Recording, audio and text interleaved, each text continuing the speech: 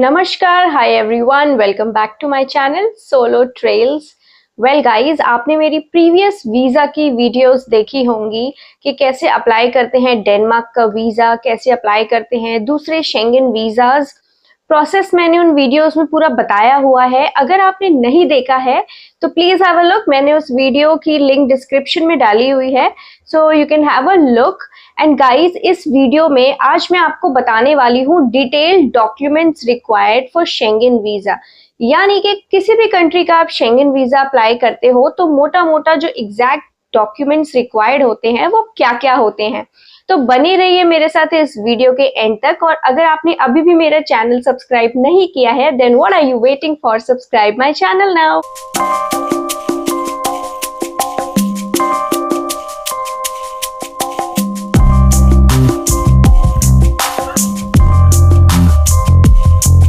मैं European countries जाती रहती हूँ और रिसेंटली गाइस मुझे 2 ईयर का मल्टीपल एंट्री शेंगन वीज़ा भी मिला है, वो भी डेनमार्क का, जहाँ का वीज़ा इतना इजी नहीं है, मतलब इजीली नहीं मिलता डेनमार्क का वीज़ा। तो मैंने सोचा कि क्यों ना वीडियो बनाई जाए जिसमें सारे डॉक्यूमेंट्स बताए जाएं कि क्या क्या ज़रूरी होता है। डॉक्यूमेंट्स पूरे लिस्ट में आपको बताऊंगी कि ताकि आपको कभी भी वीज़ा में इश्यूज ना हो, वीज़ा में कोई प्रॉब्लम ना हो। कोई डॉक्यूमेंट आपका अगर मिसिंग होता है तो वीज़ा रिजेक्ट भी हो जाता है। एंड वीज़ा रिजेक्शन की भी गाइस मैंने एक वीडियो बनाई हुई है, शेंगन वीज़ा रिजेक्शन रीजंस करके, जिसकी लिंक मैंने डिस्क्रिप्शन में डाली है, तो प्लीज़ हैव अ लुक। चलिए बात करते हैं क्या क्या डॉक्यूमेंट्स चाहिए होते हैं। तो हमारा सबसे पहला डॉक्यूमेंट है और जो सबसे इम्पॉर्टेंट है गाइज वो है वीज़ा एप्लीकेशन फॉर्म। मोस्टली हर कंट्री के एक वीज़ा एप्लीकेशन फॉर्म होता है जो ऑनलाइन भरा जाता है एम्बेसी के लिंक से। जैसे डेनमार्क में था, अगर रिसेंटली आपने मेरी डेनमार्क की वीडियो देखी है, मैंने लिंक इसकी भी डिस्क्रिप्शन में लगाई हुई है। हमें पहले visa application form Denmark embassy की वेबसाइट के थ्रू ही हमें ऑनलाइन जमा करना पड़ता है। ऑनलाइन जमा करके पेमेंट देके उसकी रिसिप्ट और वीज़ा एप्लीकेशन फॉर्म को प्रिंट करना पड़ता है हमें अपनी अपॉइंटमेंट डेट के लिए। अपॉइंटमेंट डेट में उसे डॉक्यूमेंट्स के तौर पे सबमिट करना पड़ता है। तो सबसे पहला है हमारा वीज़ा एप्लीकेशन फॉर्म, चाहे कोई भी कंट्री का हो, डेनमार्क हो, फ्रांस हो, जर्मनी हो, ऑस्ट्रिया हो, सब में वीज़ा एप्लीकेशन फॉर्म लगता है।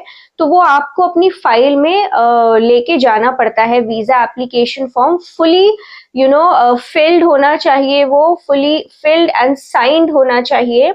और कोशिश करिए गाइस के 2 कॉपी रख लो, बाय चांस एक कॉपी आपकी कहीं गुम हो जाए या कहीं भूल जाओ, फट जाए, तो आपके पास एक एक्स्ट्रा हैंडी हो। सो मेक श्योर कि आप वीज़ा एप्लीकेशन फॉर्म जब ऑनलाइन जमा करते हैं उसको आप एटलीस्ट 2 कॉपी प्रिंट करके अपने रख लीजिए अपने पास।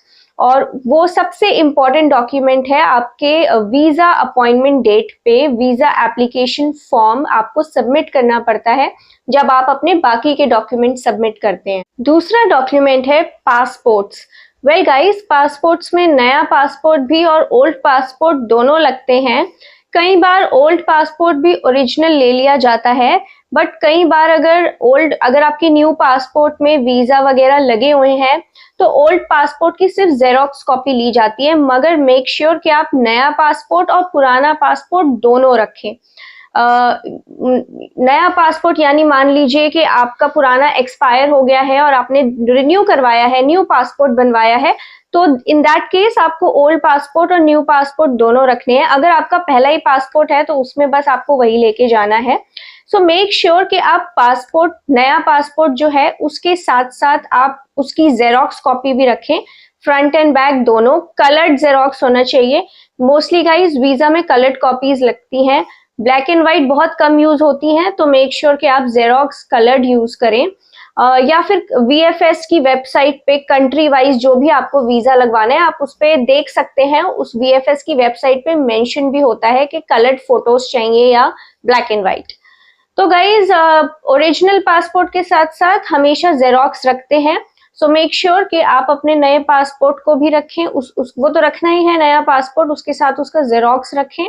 और अगर आपके पास कोई ओल्ड पासपोर्ट है तो ओल्ड पासपोर्ट भी रखें और ओल्ड पासपोर्ट के भी फोटोकॉपी रखें, फ्रंट एंड बैक। थर्ड है फोटोज। हमारी पासपोर्ट साइज फोटोज छोटी सी जो होती हैं वो आप कहीं पे भी खिंचवाएंगे, उन्हें साइज पता होता है। और अगर आपको साइज नहीं भी पता है तो गाइज वीएफएस की वेबसाइट पे साइज मेंशन्ड है। और मेक श्योर कि जो आप फोटो खिंचवाएंगे अपनी क्लियर बैकग्राउंड में खिंचवाएं। मोस्टली वाइट बैकग्राउंड प्रेफर्ड होता है, तो वाइट बैकग्राउंड में आप फोटो खिंचवाइए और फॉर्मल कपड़ों में खिंचवाइए। बहुत ज्यादा ग्लिटर वाले कपड़े ना हो आपके। फॉर्मल कपड़े यानी normal T shirt, normal shirt, casual wear ठीक ठाक कपड़ों में फोटो खिंचवाइए। और ऑल्सो मेक श्योर कि आपके फेस पे बाल ना आए, कान आपके ढके हुए ना हो, आपके कान बिल्कुल विजिबल हो, माथा भी आपका ढका हुआ ना हो। माथा पे अगर आपके बाल आते हैं तो उस बाल को आपको पीछे करने पड़ेंगे और पूरा आपका फेस, नेक वगैरह सब विजिबल होना चाहिए। इसके साथ साथ अगर आप भी मेरी तरीके से मेरी तरह आप चश्मा पहनते हैं तो चश्मा उतार के फोटो खींचनी चाहिए शेंगन वीजा के लिए। ये मैंडेटरी होता है। कभी कभार चश्मे वाली फोटो चल जाती है, बट कुछ कंट्रीज के लिए वो एक्सेप्ट नहीं करते हैं। सो मेक श्योर कि आप फोटो स्पेसिफिकेशंस को ध्यान में रखिए। और गाइस 4 फोटोज, मिनिमम 4 फोटोज लेके जाइए जो कि आपकी विद इन 6 मंथ्स के पीरियड में खिंची हुई हो। और 4 फोटोज, कम से कम 4 फोटोज लगती हैं, इससे कम तो नहीं लगती हैं, इससे ज्यादा भी लग सकती हैं, बट मिनिमम 4 फोटोज हर कंट्री के वीजा एप्लीकेशन में लगती है। तो photo is also a very important document that is required for your Schengen visa. Fourth point है guys air ticket, air bookings. बिना एयर बुकिंग के, बिना एयर टिकट के शेंगन वीजा नहीं मिल सकता। वैसे तो डमी एयर टिकट भी चल जाती है काफी कंट्रीज के लिए, बट इट्स हाईली रिकमेंडेड कि अगर आपकी वीजा हिस्ट्री अच्छी है, वीजा हिस्ट्री ठीक ठाक है, या फिर आप दोबारा से शेंगन वीजा अप्लाई करते हो, तो मान लो आपका एक वीजा किसी दूसरी कंट्री का है, शेंगन कंट्री का नहीं है, मान लीजिए आपके पास सिंगापुर या जापान या दुबई इन सब का वीजा है, तो आई वुड हाईली रिकमेंड कि अगर आप शेंगन वीजा लगाते हैं तो आप कंफर्म्ड एयर टिकट ही बुक करिए। Try to choose a refundable option. मान लीजिए 1% भी अगर आपका वीजा रिजेक्ट होता है तो आपके पैसे एयर टिकट के वापस आ जाएं। बट मैं ये रेकमेंड नहीं करूंगी कि आप डमी एयर टिकट बुक करिए। आई वुड हाईली रेकमेंड कि आप कंफर्म्ड एयर टिकट ही बुक करिए। इससे क्या होता है, वीजा एप्लीकेशन स्ट्रांग हो जाती है। मगर गाइज आप ये मत भूलेगा कि एयर टिकट नहीं बुक करनी, चाहे डमी हो ओरिजिनल हो, एयर टिकट आपको बुक करनी ही करनी है। क्योंकि अगर आप एयर टिकट शो नहीं करते हो तो चाहे आपके सारे डॉक्यूमेंट्स कंप्लीट हो आपके वीजा के लिए, फिर भी आपका वीजा नहीं लगेगा, क्योंकि एयर टिकट एक मैंडेटरी डॉक्यूमेंट है शेंगन वीजा अप्लाई करने के लिए। So make sure that you fulfill this requirement, and air ticket is actually very necessary for this. Fifth point is guys hotel booking. जैसे हमारा एयर टिकट था mandatory, वैसे ही guys hotel booking बहुत ज्यादा mandatory है। मतलब बिना होटल बुकिंग के लिए, अगर आप होटल बुक नहीं करते हो और आप वीजा की एप्लीकेशन सबमिट कर देते हो तो आपका वीजा रिजेक्ट हो जाएगा, क्योंकि ये सबसे इम्पोर्टेंट डॉक्यूमेंट रिक्वायर्ड है, होटल बुकिंग। चाहे आप हॉस्टल में रहो, चाहे आप होटल में रहो, चाहे आप किसी एयरबीएनबी फ्लैट में रहो, होटल बुकिंग दिखाना बहुत जरूरी है। आजकल तो गाइज मतलब होटल बुकिंग के लिए पे लेटर ऑप्शंस आ गए हैं, जिसमें आप बुक करके अपना होटल छोड़ दो और आप बाद में पे कर सकते हो। तो इतने में क्या होता है, कंफर्मेशन भी आ जाती है कि वीजा लगा है कि नहीं, और अगर वीजा लग जाता है तो ठीक है, और अगर वीजा नहीं लगता है तो फिर you can cancel your hotel booking. तो होटल बुकिंग सबसे इम्पॉर्टेंट है। होटल बुक करने के बाद आपके पास एक कंफर्मेशन आती है मेल पे कि होटल आपका सो एंड सो बुक हो गया है। वही प्रिंट आउट लेके आपको, जैसे आप अपनी एयर टिकट लगाते हो वीजा एप्लीकेशन में, वैसे ही सिमिलरली आपको होटल बुकिंग की कंफर्मेशन लगानी है। दिस इज हाईली रिकमेंडेड कि आप होटल बुक करिए। हम नॉर्मली होटल्स को इग्नोर कर देते हैं कि बाद में देख लेंगे, लेकिन होटल बुकिंग शेंगन वीजा के लिए बहुत इंपॉर्टेंट है। नेक्स्ट है guys cover letter and detailed itinerary of your trip. Well ये सबसे सबसे सबसे ज्यादा इंपॉर्टेंट है। वैसे तो सारे इंपॉर्टेंट है, कोई भी डॉक्यूमेंट अगर आपका मिसिंग हुआ तो वीजा वहीं रिजेक्ट, लेकिन गाइज ये सबसे ज्यादा इम्पोर्टेंट है, क्योंकि क्या होता है कवर लेटर और डिटेल्ड आइटिनरी में बेसिकली क्या होता है, मैंने एक वीडियो भी बनाई थी कवर लेटर की, अगर आपने वो नहीं देखी है तो मैंने उसकी लिंक नीचे डिस्क्रिप्शन में डाली हुई है, you can have a look. उसमें मैंने दिखाया है कि कैसे आप कवर लेटर बना सकते हो। सो गाइज हमें ना हैंड रिटन कवर लेटर नहीं लिखना होता, उसमें हमें एक प्रोफेशनल कवर लेटर लिखना होता है।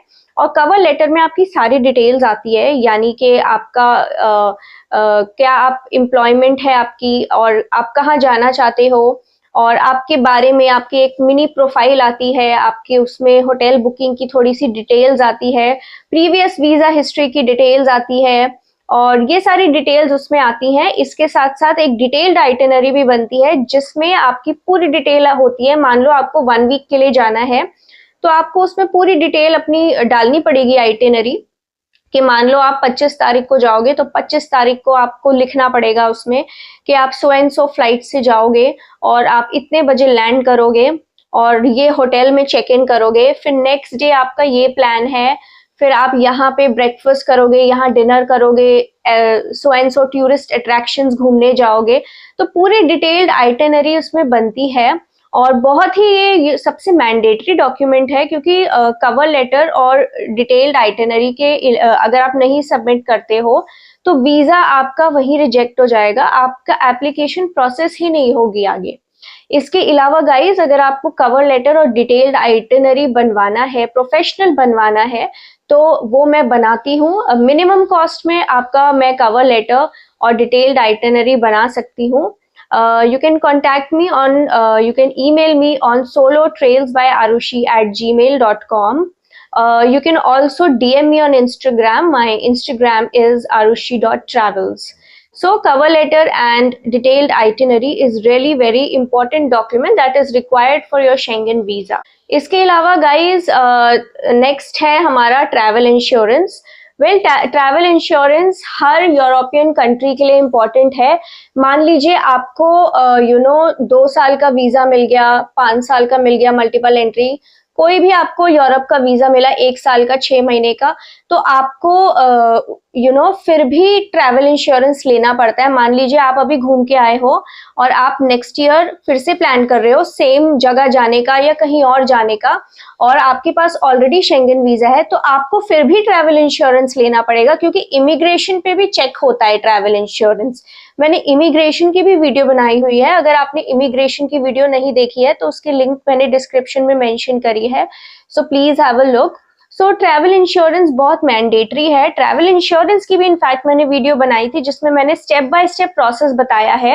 एंड गाइस, सिंगल पर्सन का ट्रैवल इंश्योरेंस एज के हिसाब से होता है, but normally minimum 600 to 700 rupees तक मिल जाता है सबसे मिनिमम। और इसके अलावा आपके ऊपर है आप कितना बड़ा पैकेज लेना चाहते हैं। 1 टाइम कॉस्ट होती है और सबको लेना चाहिए और ये मैंडेटरी है। इसके बिना आपको एक तो वीजा मिलेगा ही नहीं, आपकी एप्लीकेशन प्रोसेस ही नहीं होगी। और ट्रैवल इंश्योरेंस वैसे भी एक मैंडेटरी डॉक्यूमेंट नीडेड है आपके शेंगन वीजा के एप्लीकेशन के लिए, चाहे आप किसी भी कंट्री का लगाओ। So make sure that you take travel insurance beforehand, और ट्रैवल इंश्योरेंस की पॉलिसी आप अपने वीजा डॉक्यूमेंट्स में लगा के जाइए। नेक्स्ट पॉइंट गाइज, जॉब वालों के लिए है, जो लोग जॉब करते हैं उनके लिए इम्पोर्टेंट है कि वो अपनी सैलरी स्लिप्स इसमें डालें अपने वीजा एप्लीकेशन में। ये बहुत इंपॉर्टेंट डॉक्यूमेंट है। सैलरी स्लिप आप चेक कर सकते हैं VFS की वेबसाइट पे, कंट्री वाइज कि कितने साल की सैलरी स्लिप चाहिए। मोस्टली 1 साल की होती है। इसके अलावा NOC भी चाहिए होती है, that is no objection certificate from your office, from your HR। इसमें बेसिकली ये इसलिए जरूरी होता है जॉब वालों के लिए कि उनको एम्बेसी को एक श्योरिटी चाहिए होती है कि आप अपनी जॉब छोड़ के नहीं जा रहे हो, और आप वापस आपके पास कोई रिस्पॉन्सिबिलिटी है छुट्टी से वापस आके, या आपकी कोई नीड्स है कि आप जॉब करते हो और एक आपके पास फाइनेंशियल स्ट्रेंथ है कि आप अपनी ट्रैवल को आप कर पाओ। तो जॉब के लिए दिखाना इस एनओसी और सैलरी स्लिप के अलावा भी गाइज आप अपने जॉब का आईडी वगैरह ये सब आप दिखा सकते हैं। कवर लेटर में आप अपने जॉब के बारे में एक्सप्लेन कर सकते हैं। सो मेक श्योर कि सैलरी स्लिप, एनओसी वगैरह आप लेकर जाएं, उसकी फोटोकॉपी आप लेकर जाएं, ओरिजिनल भी आप लेकर जाएं। मेक श्योर कि कलर्ड फोटोकॉपी हो, बिकॉज अगर आप ये नहीं लेके जाएंगे तो फिर आप क्या प्रूफ दिखाएंगे कि आप क्या करते हो, क्या मीन्स ऑफ आपका मीन्स ऑफ सैलरी है, मीन्स ऑफ इनकम है। So this is an important document that is required for your Schengen visa application. इसके अलावा गाइज इम्पॉर्टेंट है जिनका खुद का बिजनेस है, जो सेल्फ एम्प्लॉयड है, क्योंकि वो सैलरी कैसे दिखाएंगे, क्योंकि वो सेल्फ एम्प्लॉयड है। तो बिजनेस वालों के लिए गाइज मैंडेटरी है कि वो, चाहे वो प्रोप्राइटरशिप हो, चाहे वो पार्टनरशिप बिजनेस हो, उन्हें अपने सारे कंपनी के डॉक्यूमेंट्स दिखाने हैं, जैसे कि जीएसटी वगैरह या और एडिशनल लाइसेंस जो हैं वो सारे दिखाने पड़ते हैं। और वैसे प्रोप्राइटरशिप के लिए आईटीआर की जरूरत नहीं होती है, पर्सनल आईटीआर चल जाती है। मगर जिनका पार्टनरशिप वगैरह है, पार्टनरशिप फर्म है, उनके लिए कंपनी आईटीआर लगती है। तो इट्स मैंडेटरी सेल्फ एम्प्लॉयड लोगों के लिए कि आप सारे अपने जो बिजनेस लाइसेंस हैं सारे के सारे आप कॉपी लेके जाइए और सारे के सब पे अपने स्टैंप साइन भी करिए। अगर आप प्रोप्राइटरशिप हैं तो आप सारे अपने डॉक्यूमेंट्स पे साइन और स्टैम्प करके लेके जाइए, वो सबमिट होते हैं और ये बहुत ही इंपॉर्टेंट डॉक्यूमेंट है for your Schengen visa application, चाहे किसी भी कंट्री का हो। इसके अलावा गाइज होता है क्लैरिफाइंग लेटर। ये सिर्फ और सिर्फ सेल्फ एम्प्लॉयड लोगों के लिए है जिनका खुद का बिजनेस है। क्लैरिफाइंग लेटर होता है गाइज, आपका कंपनी के लेटर हेड पे आपको एक क्लैरिफाइंग लेटर लिखना होता है कि आप ही उस कंपनी के ओनर हो, प्रोप्राइटर हो, डायरेक्टर हो, व्हाटएवर, और आप ट्रैवल करना चाहते हो और आपके साइन, स्टैम्प, एड्रेस वगैरह उसमें सब कुछ होता है। तो ये एक ऐसा डॉक्यूमेंट है, आपको कहीं पे भी लिखा हुआ नहीं मिलेगा डायरेक्ट, लेकिन ये जो सेल्फ एम्प्लॉयड होते हैं ये उनके लिए एक इम्पॉर्टेंट डॉक्यूमेंट है। ये बस प्रूफ होता है बेसिकली काइंड ऑफ कि आप ही इस कंपनी के ओनर हो, क्योंकि आपको किसी से एनओसी नहीं मिलेगी, सैलरी स्लिप भी नहीं मिलेगी, तो आपको एक क्लैरिफाइंग लेटर डालना पड़ता है। तो मेक श्योर कि ये आप डालो जब आप अपनी वीजा एप्लीकेशन के लिए जाओ। ये बहुत ही इंपॉर्टेंट डॉक्यूमेंट रिक्वायर्ड है फॉर योर शेंगन वीजा। ये हर कंट्री के लिए है, चाहे शेंगन वीजा के लिए हो, चाहे जापान वीजा हो, चाहे कोरिया का वीजा हो, चाहे कोई भी वीजा हो, आपको हर जगह क्लैरिफाइंग लेटर लगाना चाहिए अगर आपकी खुद की कंपनी है तो। नेक्स्ट है guys bank statement, original bank statement. ये काफी इंपॉर्टेंट डॉक्यूमेंट है, ये सबके लिए है, चाहे आप जॉब करते हो या चाहे आप सेल्फ एम्प्लॉयड हो। बैंक स्टेटमेंट वो भी ओरिजिनल, यानी कि बैंक के लेटर हेड पे बैंक ही आपको खुद देता है। You need to go to the bank, you need to ask them, you need to request them for giving you a original bank statement, जिसमें बैंक का साइन होता है, बैंक मैनेजर का साइन होता है, स्टैम्प होता है। और गाइज ये आप VFS की वेबसाइट पे देख सकते हो कि 3 मंथ्स की रिक्वायर्ड है या 6 मंथ्स की रिक्वायर्ड है कंट्री वाइज। मान लीजिए अगर 3 मंथ्स की रिक्वायर्ड है तो 3 मंथ्स के लिए मान लीजिए प्रीवियस 3 मंथ्स टिल डेट, यानी लेट्स से आपकी 26 अक्टूबर को मान लीजिए आपकी अपॉइंटमेंट डेट है वीजा VFS में, तो आपको 23 से 24 तक टिल डेट मानी जाती है, तो मतलब विद इन 1 वीक वाली मानी जाती है। तो टिल डेट तक आपको ओरिजिनल बैंक स्टेटमेंट लगती है। और ये जो बैंक स्टेटमेंट है ये आप ऐसे नहीं कर सकते कि पासबुक को फोटोकॉपी करा लिया या आपने इंटरनेट बैंकिंग से डाउनलोड करके प्रिंट आउट करके दे दी। No, you need to go to the bank and you need to take bank statement from bank only, जिसमें उनके साइन और स्टैम्प होते हैं, और आपको ओरिजिनल डॉक्यूमेंट ये सबमिट करना है। मतलब ओरिजिनल बैंक से लेकर वही वाला आपको सबमिट करना है, उसका जेरोक्स करा के नहीं देना है आपको VFS में, आपको बैंक से ओरिजिनल वाला ही देना है।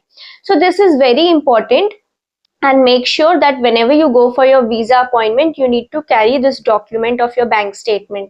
इसके अलावा गाइज नेक्स्ट डॉक्यूमेंट है ITR, means income tax return. Income tax return बहुत ही जरूरी है। अगर आपके पास इनकम टैक्स रिटर्न नहीं है तो कोई फायदा नहीं है शेंगन वीजा अप्लाई करके। वैसे बहुत लोगों का लग भी जाता है बट चांसेस बहुत रेयर होते हैं। सो मेक श्योर कि इनकम टैक्स आपकी प्रीवियस 3 इयर्स की फाइल्ड हो। अगर नहीं है, अगर मान लीजिए आप जॉब नहीं करते थे और आपके पास सिर्फ 1 ईयर की ही इनकम टैक्स है, तो आप अपने सीए से कोई डॉक्यूमेंट मांग सकते हैं, या फिर आपको एक लेटर लिखना पड़ेगा एम्बेसी को, जो आपको अपने डॉक्यूमेंट्स में लगाना पड़ेगा लेटर। वो लेटर होगा जिसमें आप ये लिखेंगे, अपना रीजन आप बताएंगे कि क्यों आपके पास आईटीआर नहीं है। चाहे वो रीजन कोई भी हो, चाहे आप इंडिया में नहीं जॉब करते थे, चाहे आप उस वक्त जॉब नहीं करते थे, आप कॉलेज में थे, जो भी XYZ रीजन है आपका, आपको वो लिखना पड़ेगा। तो लेकिन अगर आप जॉब करते हो, आप 4 साल से 5 साल से जॉब कर रहे हो, 10 साल से जॉब कर रहे हो, या बिजनेस कर रहे हो 10-15 साल से, फिर भी अगर आपके पास इनकम टैक्स रिटर्न नहीं है, तो इट इज वेरी डिफिकल्ट कि आपका वीजा लगे। आप अपने सीए से कांटेक्ट करके इनकम टैक्स रिटर्न अभी फाइल करवाइए, क्योंकि ये मैंडेटरी डॉक्यूमेंट है। और आपको इनकम टैक्स रिटर्न की जो स्लिप्स होती हैं, चाहे आप टैक्स पे करते हो ना करते हो, चाहे टैक्स स्लैब में आप आते हो या ना आते हो, लेकिन उसकी एक्नॉलेजमेंट आपको अपने डॉक्यूमेंट्स में लगानी पड़ती है। ये एक बहुत इंपॉर्टेंट डॉक्यूमेंट रिक्वायर्ड है फॉर योर शेंगन वीजा। इसके अलावा गाइस एक मेजर डॉक्यूमेंट है हमारे आईडी प्रूफ्स, यानी कि हमारे आधार कार्ड और पैन कार्ड। तो इसमें क्या होता है, आपको आधार कार्ड और पैन कार्ड अपना ओरिजिनल भी लेके जाना है, लेकिन ओरिजिनल ऑफ कोर्स आपको सबमिट नहीं करना है। अगर वो आपको अगर मान लीजिए वीएफएस के एजेंट देखना चाहते हैं आपका ओरिजिनल आधार कार्ड और पैन कार्ड, तो आप उनको दिखा सकते हैं और वापस ले सकते हैं, मगर आपको जेरोक्स अपने पास रखनी है। जेरोक्स सबमिट होती है, कई कंट्रीज के लिए नहीं होती सबमिट, लेकिन मोस्ट ऑफ द कंट्रीज के लिए आधार कार्ड की कॉपी और पैन कार्ड की कॉपी लगती है, वो भी कलर्ड कॉपी। तो मेक श्योर कि आप ये वाले डॉक्यूमेंट्स अपने साथ लेकर जाएं जब भी आप अपना वीजा अपॉइंटमेंट देने जाएं। तो इसके अलावा गाइस कुछ एडिशनल डॉक्यूमेंट्स आप लगा सकते हैं जिससे आपका एप्लीकेशन स्ट्रांग हो जाए। वो है, कोई अगर एफडीज है आपके नाम पे, कोई लाइफ इंश्योरेंस है आपके पास, वैसे तो वो कोई यूज की नहीं होगी, मगर फिर भी आप एक एडिशनल डॉक्यूमेंट लगा सकते हैं अपने बस फाइनेंशियल सिचुएशन को स्ट्रांग दिखाने के लिए। जैसे मान लीजिए सिर्फ अगर आपके नाम पे है, कोई जॉइंट एफडी नहीं चलेगी, आपके नाम पे एफडी होनी चाहिए। अनलेस आप अपने पार्टनर के साथ घूमने जाना चाहते हैं या आप किसी फैमिली मेंबर के साथ घूमने जाना चाहते हैं, तो आप जॉइंट एफडी फिर भी दिखा सकते हैं। बट अगर आप अकेले घूमने जाना चाहते हैं या आप फ्रेंड्स के साथ घूमने जाना चाहते हैं, तो आपके ही नाम की एफडी वगैरह, इंश्योरेंस वगैरह लगेगी। सो मेक श्योर के आपके पास ये रिक्वायर्ड डॉक्यूमेंट्स हो। वैसे एफडी वगैरह इतनी इंपॉर्टेंट नहीं है, बट कुछ लोग लगाते हैं। आप कभी कभार अगर जैसे आपको डाउट है कि आप मान लीजिए 15 डेज का ट्रैवल करना चाहते हैं, बट अगर आपको लगता है कि शायद आपके अकाउंट्स में थोड़े बैंक अकाउंट में थोड़े से कम पैसे हैं, तो आप अपना स्ट्रांग दिखाने के लिए, एप्लीकेशन अपनी स्ट्रांग दिखाने के लिए अपनी एफडी वगैरह को भी दिखा सकते हैं। तो उसकी भी आपको फोटोकॉपी वगैरह लगानी पड़ती है। इसके अलावा एडिशनल डॉक्यूमेंट्स आप कोविड का सर्टिफिकेट लगा सकते हैं। आजकल नहीं लगता है, पहले लगता था शेंगन वीजा के लिए, बट आप फिर भी लेके जा सकते हैं। अगर वो सबमिट करते हैं, अगर वो लेते हैं, तो आप बिल्कुल दे सकते हैं। There is no harm in taking the additional documents. इसके अलावा गाइस एडिशनल डॉक्यूमेंट्स में एक और डॉक्यूमेंट है डिक्लेरेशन फॉर्म। हर कंट्री का अपना अलग डिक्लेरेशन फॉर्म होता है। डिक्लेरेशन फॉर्म यानी कि मान लीजिए कोई भी डिक्लेरेशन हो, हेल्थ से रिलेटेड डिक्लेरेशन हो, या किसी भी कंट्री की एम्बेसी की साइट पे, हर वीएफएस की वेबसाइट पे लिखा होता है कि you can download the declaration form. तो वो आप लगा सकते हैं, वो सभी लगाते हैं। हर कंट्री का अपना होता है, आप कंट्री वाइज देख सकते हैं। Last but not the least guys, आप एक और डॉक्यूमेंट भी लगा सकते हैं जो है प्रीवियस वीजा कॉपी। अगर कोई होती है तो मान लीजिए आपके प्रीवियस वीजाज लगे हैं, किसी भी कंट्री के हों, चाहे शेंगन कंट्री के हों या किसी और कंट्री के हों, जापान वगैरह के हों, या कोई वीजा ऑन अराइवल का आपके पास डॉक्यूमेंट हो पहले का, तो सारे सबकी आप फोटोकॉपी लगा दो, कोई हार्म नहीं है। इट्स एन एडिशनल डॉक्यूमेंट और आप अपनी एप्लीकेशन स्ट्रॉन्ग करने के लिए वो लगा सकते हो। और अगर आपके पास गाइस प्रीवियस वीजा हैं पहले के, चाहे वो यूज्ड हो या यूज्ड ना हो, तो भी आप लगाओ, क्योंकि हम कवर लेटर में तो लिखते ही हैं कि हमारे प्रीवियस वीजा लगे हुए हैं। तो जब हमने कवर लेटर में लिख लिया, तो जेरोक्स भी हम दे सकते हैं। सो मेक श्योर कि वीजा एप्लीकेशन फॉर्म में आप अपने प्रीवियस वीजा कॉपीज भी लगाइए। सो गाइज, आई होप मैंने सारे डॉक्यूमेंट्स रिक्वायर्ड अच्छे से एक्सप्लेन करे हों for your Schengen visa. Good luck to you and all the very best. इसके अलावा गाइज, अगर आपको कोई भी क्वेश्चंस हो, आपके कोई भी कमेंट्स हो, अगर आपको लगता हो कि मैंने कोई डॉक्यूमेंट्स मिस कर दिए, so feel free to share your comments below. मैं हर कमेंट को रिप्लाई करती हूँ। इसके अलावा गाइज, अगर आपको कवर लेटर में मेरे से मदद चाहिए हो, you can contact me. My email is solotrailsbyarushi@gmail.com. You can also follow me and DM me on Instagram. My Instagram handle is arushi.travels. So I hope आपको ये वीडियो अच्छी लगी हो. Do like, share and subscribe my channel.